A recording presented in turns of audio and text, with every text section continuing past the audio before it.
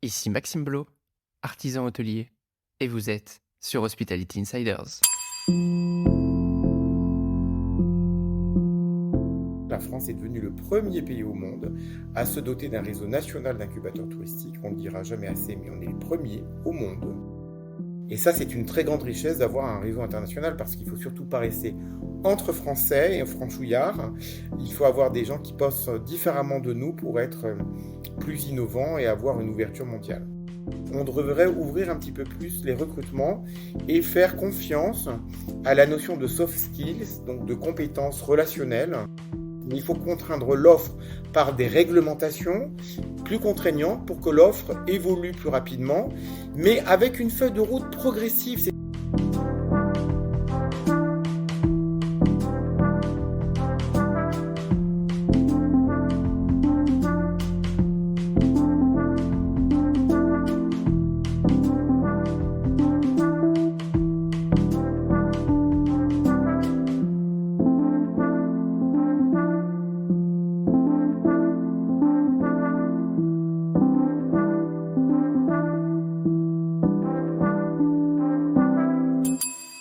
Mes chers insiders, soyez les bienvenus sur le premier podcast hôtelier qui parle d'excellence de service. Plusieurs fois par mois, je reçois un invité passionnant pour échanger sur son parcours et sa vision. Nous parlons hôtellerie-restauration bien sûr, mais pas que. Nous abordons ensemble tous mes autres sujets de prédilection. Business, carrière et entrepreneuriat. Management et leadership. Développement personnel et durable. Vous êtes hôtelier et vous cherchez une solution sur mesure pour améliorer l'expérience client, satisfaire vos équipes et optimiser vos opérations? J'ai la solution pour vous. Muse, c'est mon nouveau partenaire. Muse, c'est bien plus qu'un simple PMS. C'est une plateforme nouvelle génération faite par des hôteliers pour des hôteliers. Avec Muse, vous pouvez personnaliser chaque aspect de l'expérience de vos clients, de la réservation au checkout, de la réception au revenu management. Vous pouvez même automatiser les processus fastidieux, libérant ainsi du temps à vos équipes pour offrir un service exceptionnel à vos clients. Muse n'est pas seulement une solution de gestion, c'est un partenaire dédié à la réussite de votre établissement. Que vous gériez un petit hôtel de charme, des appart-hôtels ou une grande chaîne internationale, Muse s'adapte à vos besoins. En plus, bénéficiez de 10% de réduction sur les frais récurrents en disant que vous venez de ma part. Et si le sujet vous passionne, foncez écouter l'épisode que j'ai enregistré pendant l'été avec Mac Abdelkafi, le directeur des ventes de Muse en France. N'attendez plus et faites passer votre hôtel à la vitesse supérieure avec Muse. Il fait partie des invités que j'ai souhaité avoir dès le début de ce podcast, notamment lorsque je l'ai découvert au Welcome City Lab, un incubateur que je suivais depuis de nombreuses années. Je suis donc ravi de l'accueillir. Bonjour, Laurent Cage. Bonjour Maxime. Merci beaucoup de prendre un petit peu de temps pour échanger avec moi, surtout sous cette chaleur. D'où est-ce que tu me parles? De chez moi, à Paris. Ouais. Donc c'est pas la canicule, mais il fait quand même très chaud. Ah ouais, j'imagine. Je peux t'assurer qu'à Bordeaux, en fin août, on est plutôt sur du 38 degrés. C'est assez chaud pour avoir un épisode. Donc je me suis mis en mode caverne. Voilà, je suis désolé pour ceux qui nous regarderont, mais l'écran est un petit peu sombre du coup. Laurent, je voulais déjà te remercier parce que voilà, moi j'ai eu l'occasion de te rencontrer à un événement du Welcome City Lab qui s'appelle plus comme ça, mais on va en parler dans quelques instants. Tu as fait beaucoup sur la partie touristique en France et à Paris notamment, et dans l'écosystème startup également. Mais avant de te lancer trop de fleurs, je voudrais déjà que tu puisses nous raconter un petit peu qui tu es pour ceux qui ne te connaissent pas. Est-ce que tu pourrais détailler ton parcours? Bah, avec plaisir. Donc, moi, je suis un professionnel du tourisme. Le tourisme, c'est plus qu'un métier pour moi, c'est une vocation, puisque j'ai fait pour l'instant toute ma carrière professionnelle au sein du tourisme, en ayant différentes fonctions. J'ai commencé agent de voyage, puis j'ai été attaché de presse au sein de Maison de la France en Italie, donc à l'étranger, pour promouvoir la France. Ensuite, j'ai été consultant en marketing touristique dans un cabinet conseil privé spécialisé donc en aménagement et en développement touristique en France et à l'international. Puis j'ai été chargé du schéma régional du tourisme d'Île-de-France au comité régional du tourisme, donc en charge de la stratégie régionale. Puis j'ai dirigé le département tourisme de la ville de Paris pendant 10 ans. Là, D'accord. sur l'ensemble de la globalité de la stratégie touristique de la capitale, c'est-à-dire à la fois les aspects ingénierie, aménagement, marketing, communication, promotion, VIP, accueil de presse, Mhm. quelques soirées événementielles marquants également à l'époque. Et puis, pendant cette longue période, j'ai identifié un besoin auprès des jeunes entrepreneurs, les startups, c'est-à-dire un besoin d'accompagnement et d'intégration dans le monde du tourisme. Le monde du tourisme n'est pas authentiquement ouvert à l'innovation et je me Oui. rendais compte de toutes les galères que les jeunes pouvaient subir pour intégrer cet univers que moi je connaissais très bien. Et donc je les ai Mhm. aidés et à force de voir s'accumuler en fait les demandes, c'est comme ça qu'est née l'idée de créer le premier incubateur au monde spécialisé dans l'innovation touristique. Euh, il y a vraiment eu un phénomène générationnel important. C'est une nouvelle génération d'entrepreneurs qui est arrivée dans les années 2010. Et j'ai peut-être eu le mérite de l'avoir identifié un petit peu avant tout le monde, qui donc m'a Oui. permis de créer ce Welcome City Lab, qui a été une formidable aventure professionnelle pendant 10 ans, jusqu'en février dernier. Et depuis février dernier, je suis consultant indépendant en développement touristique. D'accord. Donc, combien d'années à la tête du Welcome City Alors, Lab? 9 ans exactement, au sein de Paris Co, l'agence de l'innovation de Paris et de sa métropole. Alors, dans les 6 premières années, ça a été que Welcome City Lab. Et puis, dans les 3 dernières années, j'ai également piloté un pôle plus large, qu'on appelait le pôle divertissement, qui regroupait 5 incubateurs, tourisme événementiel, édition, industrie créative et également e-sport, de façon à développer des passerelles entre ces univers qui font l'univers du divertissement globalement. D'accord. Je comprends bien ton parcours et puis j'ai l'avantage d'être dessus depuis quelques temps, mais pour quelqu'un qui connaîtrait pas le Welcome City Lab, tu pourrais un petit peu nous raconter la genèse et ce qu'est le projet aujourd'hui? Donc la genèse, j'en ai un petit peu parlé, donc l'identification d'un besoin, comme en fait je l'ai fait comme si j'étais finalement un entrepreneur de jeunes, besoin d'accompagnement, d'intégration, pour leur éviter de faire des erreurs et surtout les mettre en contact avec leurs clients potentiels qui traditionnellement ne répondaient jamais à leurs appels du pied. Et donc, le monde du tourisme et de l'hospitalité, voilà, c'est un monde qui n'est pas originellement ouvert à l'innovation, qui s'en méfie plutôt. Et donc, mon rôle a été un rôle de passerelle. Plus que ça, d'ailleurs, le Welcome City Lab a été donc la première structure à se dédier à l'innovation, pas simplement que pour les entrepreneurs eux-mêmes, mais aussi pour que les professionnels classiques du monde du tourisme intègrent davantage les techniques et les mécanismes de l'innovation à leur propre compte pour qu'ils apprivoisent la façon de collaborer et de développer des collaborations avec des startups. Et également, ça a été un outil au service de l'attractivité touristique de Paris pour faire de Paris une ville plus innovante. Paris est une grande destination touristique, mais également avec des handicaps et des points faibles qu'il faut améliorer. Et donc l'innovation est une des clés pour améliorer ces points faibles. Mmh.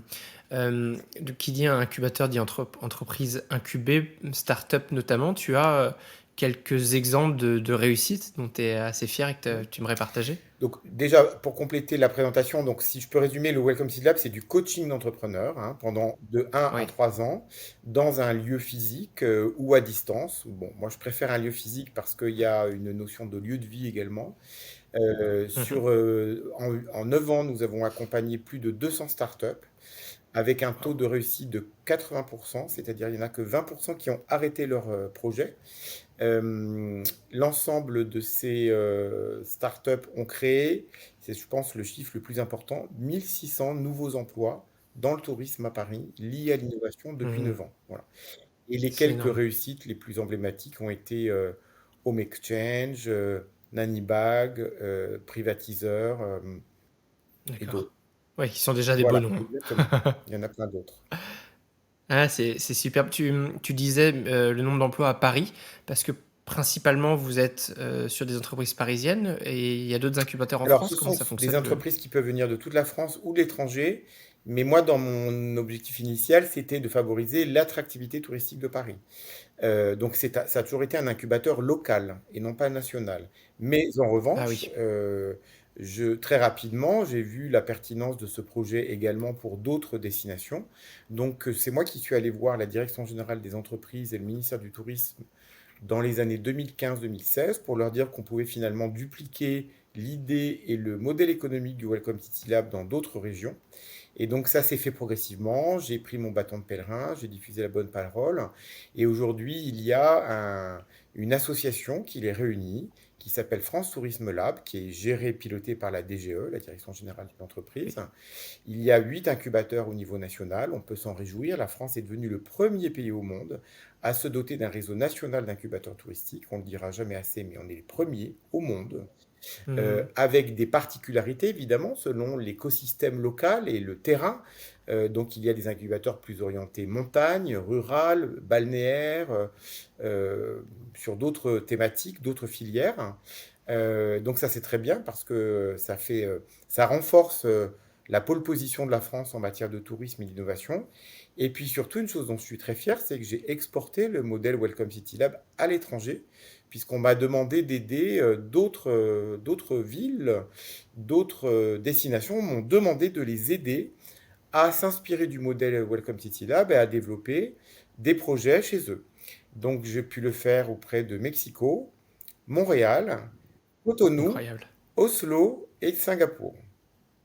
Waouh. Et à chaque fois, ça porte le même nom ou c'est Non, à un chaque fois, nom c'est un nom local? différent parce que Ouais, nous, on n'a pas voulu faire des franchises Welcome City Lab à l'étranger. C'était trop contraignant en termes d'organisation. C'était pas notre vocation. bien sûr. Donc, chacun a son propre nom, sa propre autonomie. Mais moi, j'ai vendu une prestation de service en accompagnement d'ouvrage, de maîtrise d'ouvrage. Et aujourd'hui, on forme, on va dire, un cercle international d'incubateurs touristiques qui échangent sur les bonnes pratiques en matière de tendance, d'innovation, qui parfois échangeons même des startups peuvent être incubées quelque part, accélérées autre part, pour les aider à exporter à l'échelle internationale. Et ça, c'est une très grande richesse d'avoir un réseau international parce qu'il ne faut surtout pas rester entre Français et franchouillards. Il faut avoir des gens qui pensent différemment de nous pour être plus innovants et avoir une ouverture mondiale. Hmm. Tout à l'heure, tu utilisais le terme de modèle économique. C'est une question que j'avais pour toi. C'est quoi le modèle économique du Welcome City Lab? Comment est-ce qu'il Alors, se il y a rémunère? 3 sources de recettes. La prestation de service aux startups elles-mêmes. Alors, ça varie selon les contextes, mais c'est aux alentours de 5 000 € à l'année. Ensuite, un partenariat privé avec des grands groupes du tourisme qui visent à les aider à en fait développer et à mettre en œuvre leur propre stratégie d'innovation et de contact avec les startups, au lieu qu'ils fassent tout eux-mêmes en interne et mobilisent beaucoup de moyens, eh bien, ils nous le délèguent. Et ça, on demande une participation, alors qui varie entre, on va dire, 20 000, 30 000, 40 000, 50 000 euros, ça dépend les, la nature de la convention. Et puis, il y a également un coup de pouce de la ville de Paris au titre de la contribution du Welcome City Lab et des autres incubateurs d'ailleurs de Paris Co à l'attractivité économique de la ville. Voilà. Mais D'accord. l'essentiel, ce sont quand même des recettes en propre vendues à des startups d'un côté et à des grands groupes de l'autre. Hmm. Ouais, c'est très intéressant. Et donc aujourd'hui, qu'on comprenne bien, ça s'appelle Paris Co Tourisme. Exactement. Parce... Et il y a eu une modification dans la structure ou c'est uniquement Non, le nom? la marque a été changée. Parenco, c'est historiquement l'agrégation de plusieurs incubateurs sectoriels. Il y en a une douzaine, un par secteur d'activité, le sport, la finance, l'édition, l'événementiel, etc. Et chacun avait historiquement au départ pris une marque et un nom différent. Et pour des raisons de cohérence de communication, Paris Co a voulu regrouper sous une seule et même marque Oui, bien l'ensemble de sûr. ces 12 incubateurs qui donc aujourd'hui s'appellent Paris Co. Et il y a le nom de la filière tourisme, La sport ou spécialité. finance, ou, etc., D'accord. qui est adjointe. Voilà, c'est une Hmm. décision qui a eu lieu en début d'année 2023. Ouais, c'est très clair. Merci en tout cas pour toute cette présentation. Donc aujourd'hui, tu as quitté le Paris Co Tourisme. Donc tu travailles, si je comprends bien, à ton compte maintenant en faisant du Oui, conseil? exactement. En matière. Alors j'ai plein de missions, sur lesquelles je suis sollicité en matière d'abord de développement Ouais, touristique. L'Union européenne m'a déjà sollicité pour des projets d'accompagnement, de développement touristique en Europe. Là, récemment, j'ai accompagné un projet slovène, en matière de tourisme industriel, une ancienne usine sidérurgique qui veut se développer en un site, de rencontres professionnelles de tourisme scientifique, en incroyable. Slovénie, mais pas seul, je suis au sein d'un consortium de consultants. Je suis également sollicité pour accompagner des projets d'initiatives et d'entrepreneurs et de les accompagner pour les mettre en relation avec des branches professionnelles. Je l'ai fait notamment auprès des entreprises du voyage récemment, du syndicat professionnel, des agences de voyage. Et puis j'ai d'autres missions, voilà, surtout en matière d'animation aussi, de débats, de conférences, d'écriture d'articles de presse, en France et à l'international. C'est génial. Bon, au cas où on l'ait pas compris, tu es en effet, expert sur ces sujets et c'est vraiment ça, moi, qui m'intéressait dans le cadre de cet, épisode. C'est qu'à la fois tu as une vision, pro tourisme et en même temps une compréhension, de l'environnement, et technologique et start-up et je voulais te demander, ton constat sur l'activité touristique actuellement en France? Alors, globalement ou sur certains points particuliers? Alors on va dire, plutôt d'un point de vue, économique dans un premier temps et après j'aurais des questions, RH, recrutement notamment. Alors, le tourisme, c'est un secteur absolument fondamental pour l'économie française, en matière de balance des paiements, d'emploi, d'attractivité. Donc c'est un secteur absolument, majeur, qui, aujourd'hui donc c'est structuré, ça on peut le saluer, c'est grâce, aux initiatives pendant notamment la période de la crise sanitaire de l'ensemble des professionnels du tourisme qui se sont fédérés en la Confédération des acteurs du tourisme, la CAT, et qui ont eu aussi un très bon interlocuteur à l'époque, en la personne de Jean-Baptiste Lemoyne, l'ancien secrétaire d'État au tourisme. Oui. Donc un contrat de filière a été identifié, signé. Il est actuellement donc en phase de déploiement avec la nouvelle ministre et les nouveaux responsables.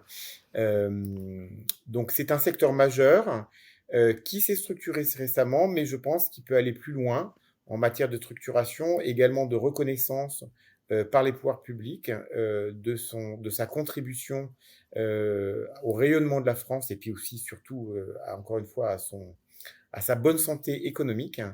Voilà, il y a encore beaucoup de choses à faire, mais voilà, je pense qu'on va avoir l'occasion Mmh. d'en reparler. Oui, tout à fait et du point de vue, recrutement, enfin de manière générale, ouais, recrutement du personnel et formation. Moi, j'ai une vision très, hôtelier, mais un peu plus largement, point de vue touristique. Toi, est-ce que tu trouves qu'aujourd'hui, on a suffisamment de personnes? Est-ce qu'il y a un manque? Est-ce que aussi tu as des Alors bien chiffres sûr, peut-être? alors j'ai pas de chiffres immédiats, mais ça on peut le trouver dans la presse, mais le constat est général évidemment que, les professionnels ont des difficultés à recruter parce que le monde du tourisme est perçu comme, probablement moins attractif pour tout un tas de raisons. Il y a des questions de rémunération, il y a des questions, Oui. de rythme de vie, il y a des questions aussi de sens, d'évolution professionnelle, de façon de travailler. Donc je sais que les professionnels en souffrent, hein, ils ont du mal à recruter, c'est unanime dans la presse, on ne parle que de ça. Mais moi, j'ai également une remarque ou une contribution à donner dans cet univers-là. Je sais que parfois, les professionnels, notamment dans le domaine de l'hôtellerie, eh bien, sont parfois un peu trop exigeants ou recherchent vraiment, par exemple, pour un poste, quelqu'un exactement avec le même profil. Oui. Et ça, je pense que parfois, c'est pas forcément donner la chance. Moi, je connais tout un tas de gens hein, qui voudraient travailler dans l'hôtellerie et qui n'ont pas obtenu les postes parce qu'ils n'avaient pas eu exactement la même fonction auparavant, Oui. ce qui peut paraître Ils bizarre cochent pas parce que toutes les les gens ont cases. envie de progresser. Donc, sauf qu'on laisse pas forcément beaucoup leur chance aux gens qui sont extérieurs. Le monde de l'hôtellerie, parfois un peu, je trouve, replié sur lui-même et un peu trop exigeant. Je pense qu'il devrait davantage laisser la porte à des personnalités, à des gens certes qui sont bien câblés et qui ont fait leurs preuves dans le domaine professionnel, dans le domaine des services notamment, dans le domaine de l'accueil, du service aux clients, dans le domaine de la gestion d'une unité, du management également. Mais je pense que c'est dommage de rechercher des gens qui ont forcément uniquement un profil 100% identique. On devrait ouvrir un petit peu plus les recrutements et faire confiance à la notion de soft skills, donc de compétences relationnelles, et à une chose qui me tient beaucoup à cœur, c'est le sens de l'hospitalité. Moi, je trouve Hmm. que j'y suis très sensible. Je suis fils d'hôtelier-restaurateur, donc tu vois, c'est vraiment une vocation depuis l'enfance Ouais. d'avoir travaillé dans ce secteur. Et le sens de l'hospitalité, c'est probablement quelque chose d'inné. Peut-être qu'on peut l'acquérir avec le temps. En tout cas, je me suis aperçu dans mon parcours professionnel que c'est peu partagé par les gens. Il n'y a pas tant de gens que ça qui ont le sens de l'hospitalité, c'est-à-dire de percevoir un véritable plaisir de bien accueillir les autres. Voilà. Ça, c'est C'est quelque vrai. chose qui est un don, c'est une qualité forte, et ça devrait être davantage valorisé, je pense, au sein des recrutements. Et je peux Hmm. percevoir dans les recrutements de l'hôtellerie aujourd'hui que ça l'est pas tellement, et ça permettrait probablement aux professionnels d'élargir un peu plus le recrutement et probablement de trouver un peu plus de personnes qualifiées. Je partage beaucoup de points avec ce que tu dis. Bon, déjà, j'aurais tendance à dire que ça s'améliore. Je sais pas ce que toi t'en penses, mais moi, quand j'ai commencé il y a un peu plus d'une dizaine d'années, pour le coup, on était vraiment sur des recrutements qui devaient cocher toutes les cases. Voilà. Et je trouvais Ouais. ça, déjà à l'époque, aberrant que pour recruter un chef de réception, on demandait un chef de réception de 3 à 5 ans Voilà. Voilà. d'expérience, comme s'il allait vouloir postuler au même poste Exactement. après 3 à Voilà. 5 ans Exactement. d'expérience. Ça s'améliore, mais c'est vrai qu'il y a encore du travail à faire et c'est un bon message aux hôteliers à passer. Et je suis entièrement d'accord avec ce que tu dis sur l'hospitalité. J'aime bien la notion de don, en effet. Je sais pas si c'est vraiment un don inné ou s'il y a des traits de caractère. En tout cas, je pense qu'il y a certaines personnes qui sont clairement prédisposées à se développer de ce côté-là et d'autres pas du tout. Exactement. Il y a aussi la dimension d'ouverture internationale, évidemment, le fait d'aimer. Moi, c'est pourquoi est-ce que j'ai choisi le monde du tourisme? C'est pour le goût des autres cultures. C'est le fait de ne pas rester uniquement avec une vision franco-française de la réalité du monde et bah, de voir par les voyages, par l'expérience dans d'autres entreprises ailleurs, eh bien que on adresse les problèmes différemment, avec un autre regard. Et ça, c'est un enrichissement extraordinaire d'avoir voyagé ou d'avoir travaillé dans des environnements internationaux. Et je pense Ouais. également que c'est des choses qui devraient être davantage valorisées au moment des recrutements. Mm. Euh, Ça me fait penser, j'ai quand même envie de te poser cette question. Si on avait un conseil peut-être actionnable aux hôteliers qui nous écoutent, il y en a beaucoup dans mon audience. Comment est-ce que on teste le sens de l'hospitalité dans un entretien, pourquoi pas? Eh bien, on demande, on met la personne en situation, c'est-à-dire on lui donne Hmm. plusieurs cas de figure et on lui demande comment est-ce que vous réagiriez, ou pourquoi pas, peut-être en phase finale, on fait un essai sur place, hein. Ça c'est Ouais, possible. En vrai, hein, complètement. ça permet aussi de sortir de la visioconférence et de voir les gens uniquement à travers des écrans. Hmm. Donc ça, c'est pas, ça pourrait être une idée. C'est plus long et c'est tellement plus qualitatif. Exactement, voilà. Après, bah, Hmm. il y a toujours il y a toujours des périodes d'essai, hein, donc ça sert à ça aussi, une période d'essai pour une personne. Et puis, il y a également, je pense aussi dans les recrutements, il faut faire attention parce que je l'ai vu récemment, à ne pas aussi laisser toujours. On parle beaucoup d'intelligence artificielle aujourd'hui. Bon, c'est très bien l'intelligence artificielle parce que ça va nous aider à accélérer un certain nombre de choses. Mais il faut faire attention à l'utiliser à bon escient. Je vais te donner un exemple. Il y a des gens, parfois, qui postulent à des postes, je pense notamment sur LinkedIn, où tu as des compétences et des critères qui sont demandés. Et en fait, c'est le Oui. robot qui les classe en fonction du nombre de compétences avec lequel il coche les cases. Et Hmm. parfois, il suffit tout simplement d'avoir ne serait-ce que formulé la compétence différemment. Par exemple, je te donne un exemple. Au lieu d'avoir dit j'ai des compétences en marketing et communication, tu l'as dit, tu as dit comme marketing. Tu vois, tu as fait une abréviation. Bah, Ouais. c'est la même chose, sauf que le robot, il va comprendre que c'est autre chose. Donc, il va te déclassifier. Voilà. Donc, il faut faire Hmm. attention aussi à ne pas laisser complètement, ou en tout cas à bien paramétrer les robots pour que le recrutement soit le plus efficace possible. Ouais, complètement. C'est un bon point. L'outil pour nous aider Exactement. et pas pour tout automatiser et nous remplacer non plus, c'est certain. Toi qui fréquentes au sens très large l'hôtellerie, en quoi est-ce que tu penses que l'hôtelier il est acteur de j'aime bien parler de destination et je sais que c'est un mot assez clé chez toi aussi. Oui, c'est un acteur clé. Pourquoi? Parce que il y a deux choses. Enfin, le produit touristique se compose de deux, enfin, on va dire de trois éléments de base, mais en particulier de deux qui entraînent une réservation souvent à l'avance. Le déplacement et l'hébergement. Bon. Et donc c'est ce qui constitue, on sait, la base même de la définition d'un package touristique au sens immatriculation à Oui. toute France. Bon. Eh bien, alors évidemment, il y a l'activité qui est le troisième pilier. Mais donc, dans les deux piliers, en dehors du déplacement, il y a l'hébergement. Et donc, l'hôtellerie, qui est la première forme d'hébergement, évidemment, en tout cas la première forme marchande en France, eh bien, c'est fondamental de reconnaître le rôle majeur des hôteliers dans la promotion et ensuite l'expérience d'une destination. Donc ils ont un rôle fondamental. C'est reconnu, mais je trouve que de l'autre côté, les hôteliers, euh, euh, à la fois font bien leur travail globalement. On ne peut pas dire que dans les principaux griefs de nos visiteurs en France, l'hôtellerie soit en tête. Il y a bien d'autres choses qui vont pas, hein. Il y a les transports, les avions, les Oui. trains, les taxis, la qualité de l'accueil.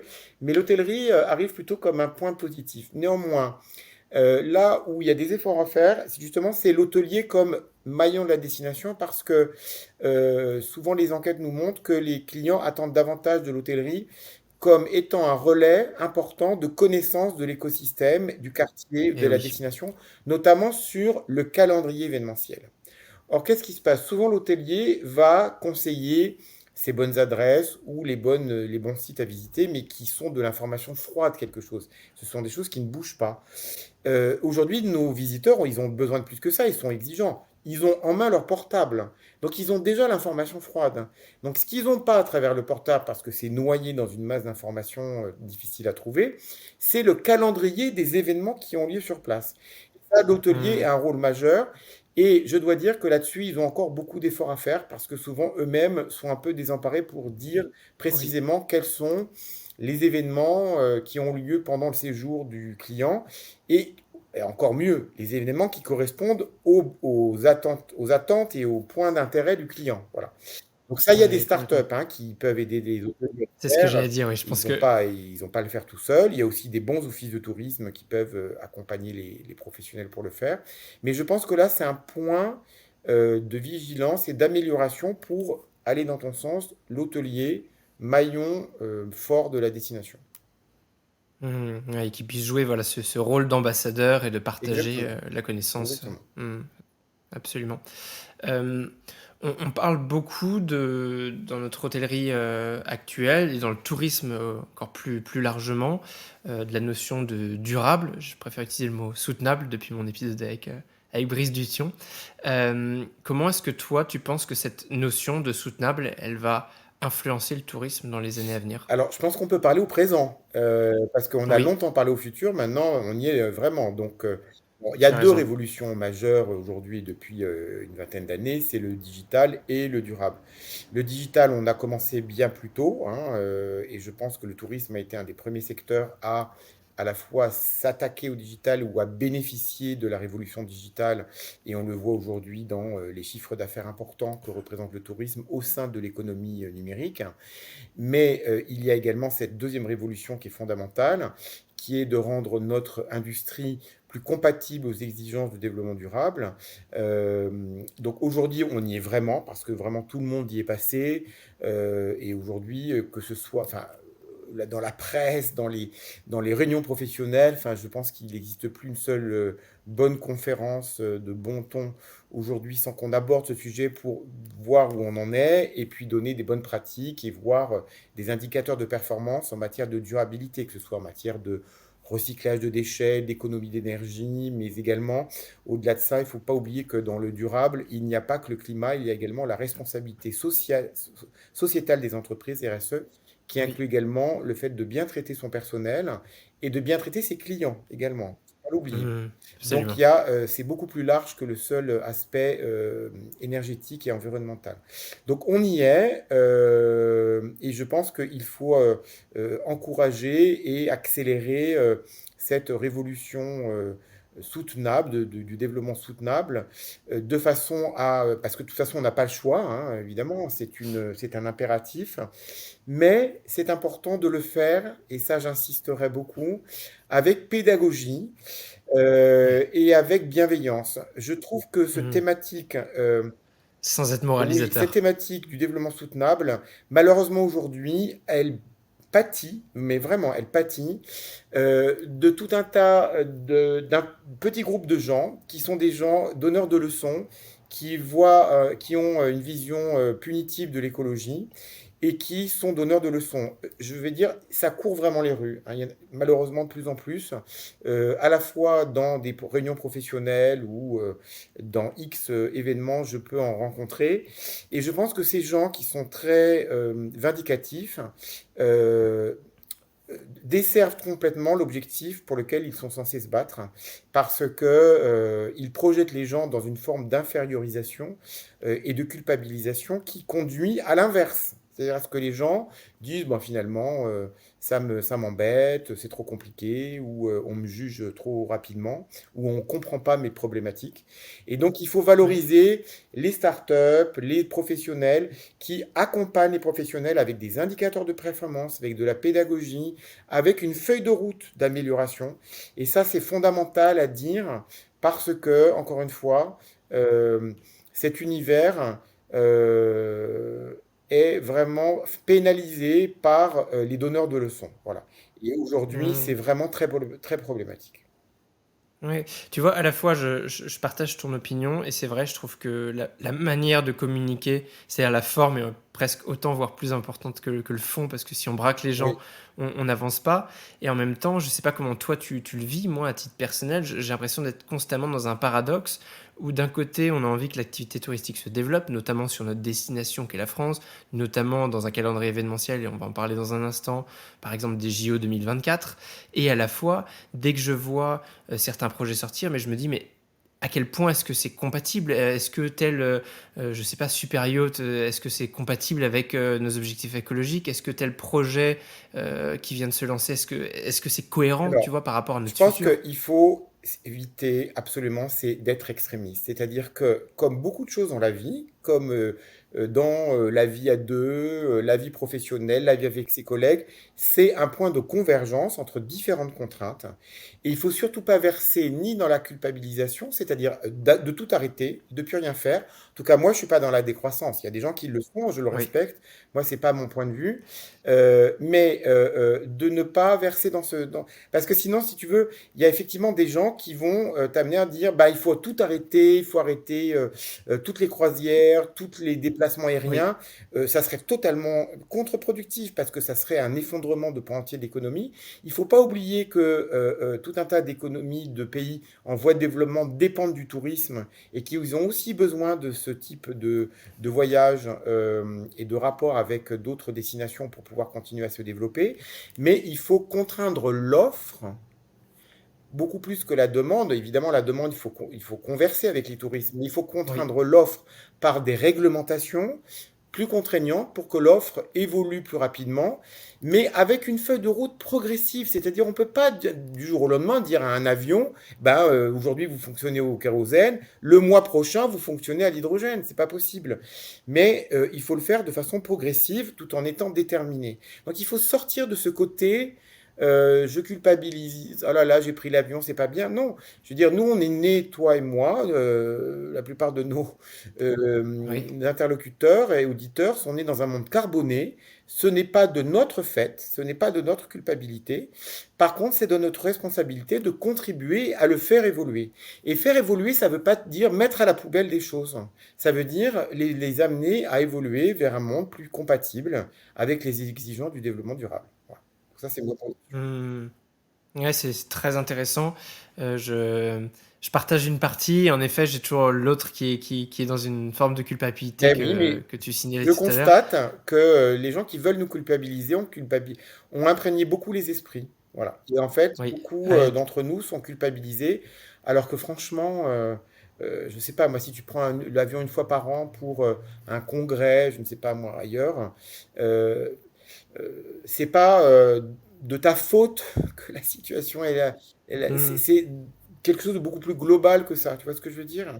Voilà. Ouais, et dans cette logique, tu penses qu'un événement international tel que les JO 2024, c'est compatible avec Alors, nos objectifs, complètement. Moi, notamment de je suis à réduction fond de... pour les Jeux Olympiques parce que, je veux dire, il n'y a pas que l'enjeu de la planète quand même au monde. On ne peut pas tout Oui. résoudre, tout résumer à ça. Il y a également le projet global de l'humanité qui consiste à faire la paix, n'est-ce pas, entre les peuples. Et je rappelle que les Jeux Olympiques, comme d'ailleurs finalement quelque part le voyage, l'objectif final, c'est de permettre aux peuples de mieux se connaître, de mieux se comprendre, de mieux échanger et donc par conséquent d'éviter les malentendus et donc par conséquent les guerres. Voilà. Je pense que c'est important à rappeler parce qu'on ne le dit pas suffisamment. Et donc les Jeux olympiques participent à ce dialogue mondial entre les nations et entre les peuples. Ensuite, c'est très beau les JO, c'est des compétitions par le sport. Le sport, c'est le dépassement de soi, c'est une philosophie très positive. Certes, on est en compétition avec les autres, mais aussi on est face à soi-même. Et donc, c'est quelque chose qu'il faut valoriser. Et puis, c'est un outil de rayonnement pour les destinations et également pour Paris.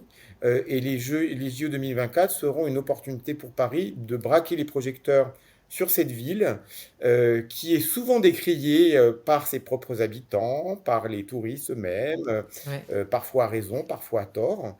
Et donc c'est un beau moment, je trouve, positif. Donc moi, je soutiens cette initiative d'envergure qui va non seulement amener dynamisme, emploi, mais aussi rayonnement. OK. Je me fais encore l'avocat du diable, mais tu auras compris que je suis en pleine dissonance et que je suis surtout écarté entre ces 2 thématiques, ma passion de l'hôtellerie, du tourisme et à la fois cette préoccupation écologique. C'est que je me demande combien de temps on va pouvoir perdurer comme ça avec, tu vois, des JO. Je sais pas exactement, je suis pas sûr qu'on puisse encore le mesurer, l'impact global carbone, mais quand on voit des événements comme les Coupes du Monde au Qatar, tu vois, combien de temps ça va pouvoir durer parce que on sait qu'on va atteindre les objectifs qu'on ne doit pas dépasser très Maxime, rapidement. si tu regardes un peu les dossiers dans leurs détails, tu verras que l'approche écologique et durable des Jeux Olympiques de Paris 2024 n'est absolument pas la même que les Jeux, que la Coupe du Monde qui a eu lieu au Qatar récemment. Et notamment, Paris 2024 a une feuille de route écologique de développement durable. Ils ont des objectifs de non-pollution ou de compensation en fonction des différents sujets, des différents chapitres. Bon, je ne peux pas détailler là, ça serait trop long. Donc, Oui. on ne peut pas tout mettre dans le même sac. Enfin, je veux dire, ça serait là aussi une approche extrémiste. Voilà. Hmm. Bon, t'as bien défendu. J'arrête de t'embêter, mais en tout cas, c'est important, je pense, d'apporter cette lumière et cette vision positive Si, que tu si as tu, du si tu tourisme. vas jusqu'au bout du raisonnement, je veux dire, on ne fait plus rien, hein.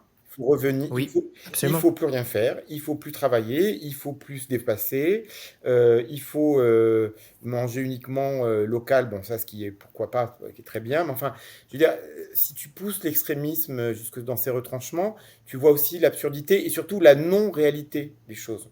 Donc, Hmm. c'est un bon équilibre qui, je le reconnais, est complexe à trouver. Oui, Probablement très. que chacun a le sien, chacun a sa propre vérité. Mais en tout cas, je rejette, moi, les anathèmes qui parfois nous sont envoyés par d'autres. Voilà. Ouais. En tout cas, j'aimais bien ce que tu disais d'un point de vue économique sur contraindre l'offre, aussi pour les Oui, obliger à voilà, s'adapter au mais bien sûr. challenge. Et t'as pas utilisé ce terme mal, mais je l'ai traduit comme ça, éduquer la demande petit à Oui, petit, éduquer voilà. aussi les consommateurs à l'évolution à Voilà, prendre. enfin, je veux dire, aujourd'hui, les consommateurs français, européens, enfin, s'ils sont pas conscients qu'il y a un problème planétaire, écologique, ils vivent dans un autre monde. Surtout en ce Donc, moment. je veux dire, ils le sont tous. Après, c'est chacun en son poids âme et conscience Oui, d'évoluer. Je sais pas, moi, je fais partie de ces gens, par exemple, qui mangent moins de viande qu'avant. Voilà. Je vais pas ouais, bien renoncer sûr. à la viande, tu vois, voilà un exemple. Donc, j'ai pas dit stop à 0%, mais j'en mange moins. Voilà, donc j'estime aussi que je vais dans un sens positif. Après, chacun le fait selon d'où il part et aussi selon ses contraintes économiques. Il ne faut pas oublier aussi que la question du développement durable, c'est aussi une question aussi de quelles sont tes contraintes économiques, ton pouvoir d'achat, et qu'il y a des gens qui sont plus ou moins, euh, enfin, à qui il est possible de faire plus d'efforts que d'autres. Mm. Ouais, absolument. Ouais, il y a une vraie logique aussi d'équité et Exactement, un travail à faire là-dessus. exactement. Absolument. Laurent, après tous ces débats, tu me donnes envie de te proposer un petit jeu que j'appelle mots-clés contre bénéfices. Je te donne le principe. Tu vas citer un mot-clé, vraiment celui de ton choix. Et mes auditeurs les plus assidus, s'ils utilisent ce mot-clé soit en commentaire sur Apple Podcast, soit sur la vidéo qui sera sur YouTube, ils obtiennent le bénéfice de ton choix que tu leur offres. Que choisis-tu Alors, comme mot-clé, et comme combien mot-clé? en veux-tu des mots-clés? Un mot-clé ou une phrase. Alors, je prendrai les deux mots-clés que je préfère, c'est voyage et hospitalité. Voyage et hospitalité. Et donc, s'ils écrivent ça, ils ont droit à quel bénéfice de ta part? Bah écoute, je sais pas, c'est une bonne question. Un échange Ouais. sur Un échange. quel est le sens profond du voyage, quel est le sens de l'hospitalité, et Hmm. comment aussi peut-être réinventer aujourd'hui le voyage et l'hospitalité à l'aune de cette nouvelle société du XXIe siècle. Voilà, un beau challenge. Hmm. Tout un programme. Et pour les acteurs du tourisme, je pense que ça les aidera d'avoir un consultant avec ton expérience et pouvoir profiter d'un échange. Je vais en profiter pour ouvrir cette fois sur ton passé. On l'a vu, tu as une longue carrière dans le tourisme. Si tu pouvais revenir en arrière, plus tôt dans le passé, au moment que tu souhaites, est-ce que tu ferais quelque chose différemment? Oui, je ferai du journalisme d'investigation et du reportage journalistique. Ah. J'ai toujours adoré la posture du journaliste qui vient témoigner sur un sujet pour eh bien, braquer les consciences, l'intérêt de ses lecteurs ou de ses téléspectateurs sur un sujet ou sur une destination ou sur des gens ou sur des métiers, par exemple, sur des professions. Et je pense que j'embrasserai une carrière de journaliste. Mais quelque part, j'ai un peu rattrapé quand même cette envie d'être journaliste parce que d'abord, j'ai réalisé de nombreux articles de presse puisque je suis membre du comité de rédaction de la revue Espace, qui est une grande revue d'ingénierie touristique française depuis 30 ans. Donc j'y ai rédigé de nombreux articles. Et puis j'ai également participé à de nombreuses conférences ou à des articles de presse dans des univers un peu scientifiques sur le tourisme ou sur la prospective touristique. Un de mes dadas, de mes passions, c'est vraiment la veille du futur, c'est-à-dire le fait de prévoir les tendances de demain. Ça, j'adore parce que je trouve qu'on est très orienté sur notre passé, notamment en France, et pas assez ouvert sur le fait de se préparer au futur possible, au pluriel. Ouais. Et donc, voilà, donc je serais un mélange entre un journaliste et un prospectiviste. Bon, aujourd'hui, tu n'es pas journaliste, mais tu es quand même invité sur un média, donc c'est aussi l'occasion de faire passer des messages Voilà, et c'est toujours voilà. un bon moyen. Je t'ai pas interrogé sur ces sujets, je sais que pourtant ils te tiennent à cœur, mais si tu veux bien, je te réinviterai là-dessus, c'est que la thématique est trop large. Je sais que tu t'intéresses notamment au tourisme de l'espace Oui, et au futur. Je pense voilà, il y a beaucoup à dire et trop pour un seul épisode, donc on sera obligé de avec faire plaisir. une deuxième invitation. Dans cette direction ou une autre, est-ce que tu as une recommandation de lecture? Oui, alors tu m'avais posé la question, donc bah, Ouais. ça va pas t'étonner suite à ce que tu viens de dire à l'instant. La dernière lecture notamment qui m'a beaucoup inspiré, ça, c'est un livre qui s'appelle Histoire de la conquête spatiale de Jean-François Clairvoy, qui est un grand spécialiste, un éminent spécialiste de la conquête spatiale.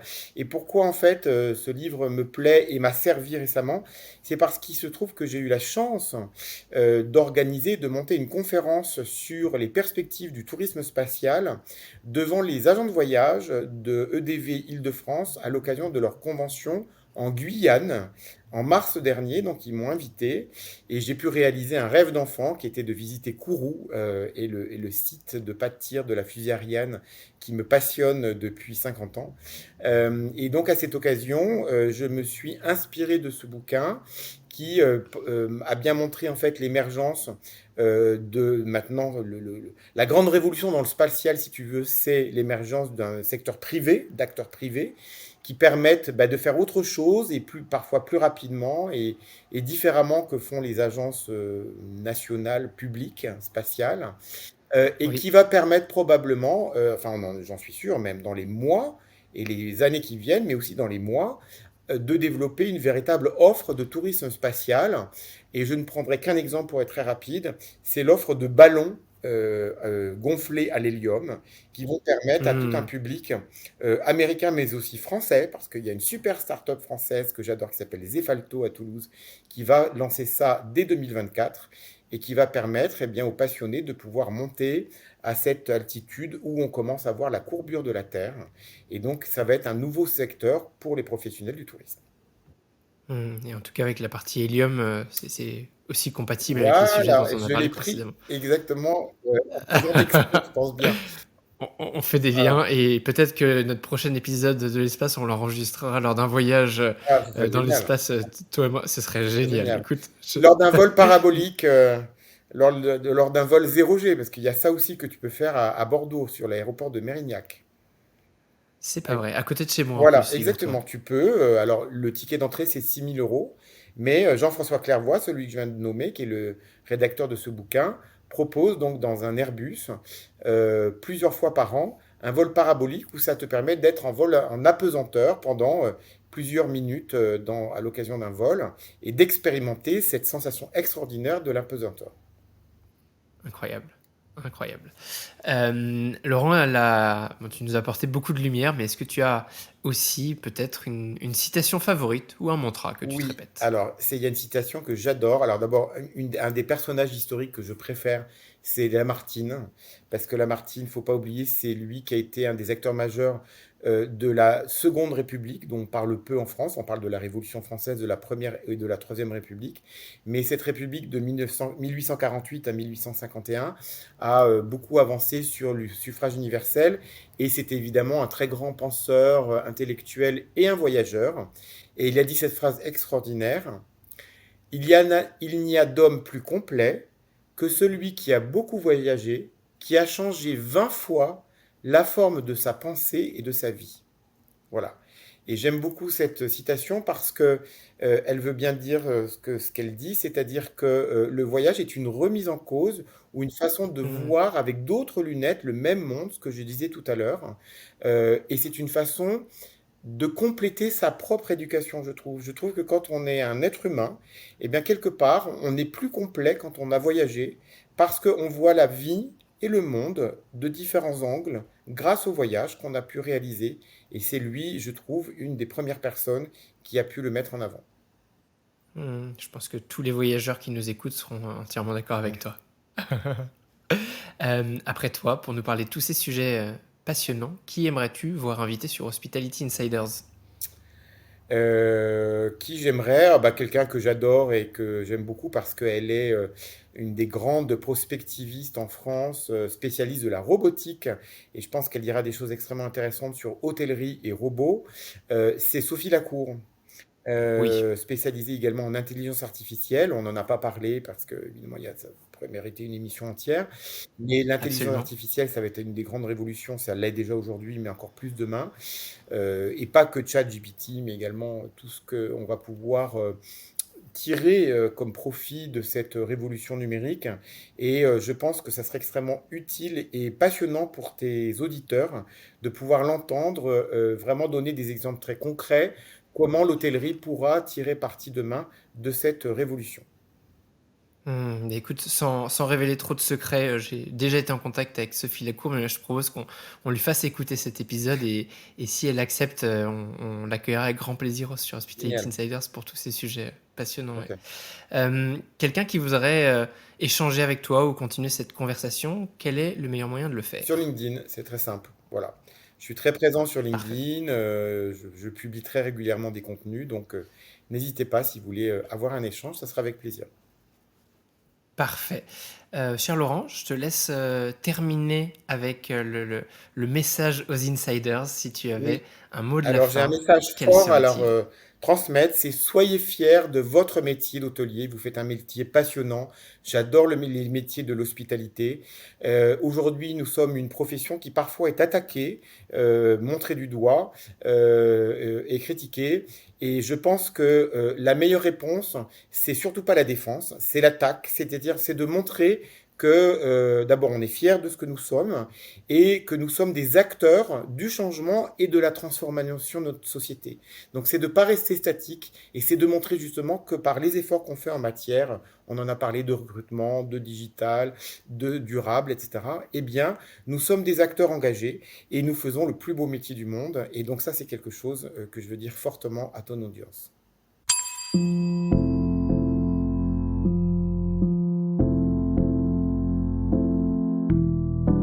Mes chers insiders, j'espère que cet épisode vous a plu. Sachez que je publie de nombreux contenus sous différentes formes. Alors pour ne rien rater, abonnez-vous à la newsletter et rejoignez la communauté des insiders. Je m'appelle Maxime Blo et je vous dis à bientôt.